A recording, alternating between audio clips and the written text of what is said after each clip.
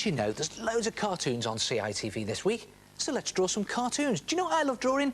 Cartoon caricatures of animals. So here we go, a cartoon caricature of a mouse. Now, when you think of a mouse, what do you think of? Big ears? OK, let's give the mouse big ears, like that. What about his eyes?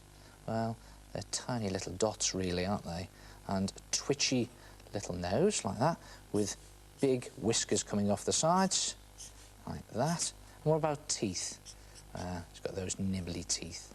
And there he is. Very simple and very silly, and yet obviously a mouse. And that's the key to a good cartoon or caricature.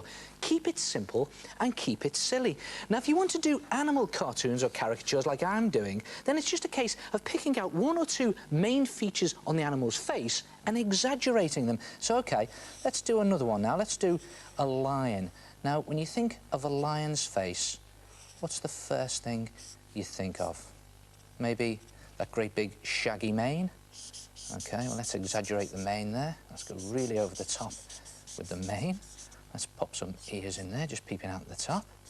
And let's have some fun with the nose. Well, a lion has this big sort of a heart-shaped nose, isn't it, really? And we seem to have those little dots down the side there. And what about the mouth? Big, open, and roaring, and some teeth in there. And again, there it is, very simple and very silly. And here's a great trick you can try to help you practice your animal cartoons and caricatures. Just draw some simple egg shapes onto a piece of paper and see if you can add one or two features onto them to turn them into animals. So, OK, let's start by turning this one into a rabbit. What do you think of when you think of a rabbit? Yeah, big floppy ears. So exaggerate those. They've got quite big eyes, so put those in. And again, a twitchy nose. Like that. And don't forget those huge buck teeth down there. And you can, if you want to, put in a very simple body. And the rabbit, yeah, big fluffy tail and thumpy back feet. So, OK, what about turning this one into a horse? Now, when I think of a horse, the first thing I think of is big, horsey teeth. And some nostrils there. And put a bridle in, even if they don't all have bridles, it works on a caricature. No room for the eyes now, so I'll put those up there. That's all right, that works. And the big pointy ears, and don't forget the mane all the way down there. Very simple and very silly. And again, you can put the body in if you want to. Just keep it simple and keep it silly.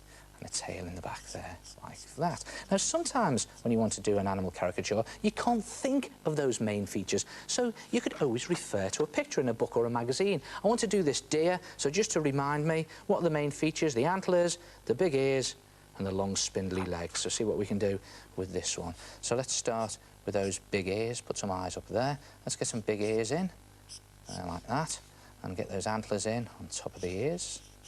Very simple and very silly. Look like television aerials, don't they? Up there like that. And a little pointy nose in, doing smiling, and those long spindly legs. Very thin and very spindly. And again, very simple and very silly. Try it yourself. Draw a couple of egg shapes and add one or two main features to turn them into animal caricatures. But keep it simple and keep it silly.